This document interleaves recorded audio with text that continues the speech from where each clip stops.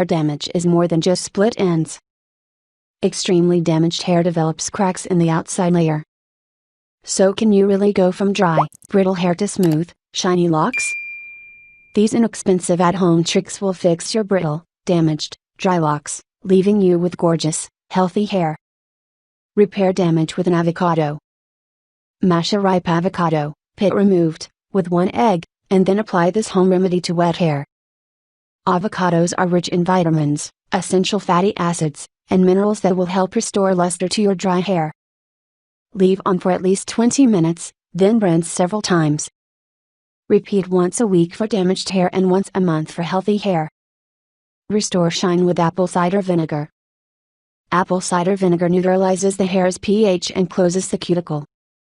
Mixing 1 part apple cider vinegar to 10 parts water in a spray bottle and misting on clean, damp hair once a week. Since the mixture is slightly acidic, you don't want to overdo it.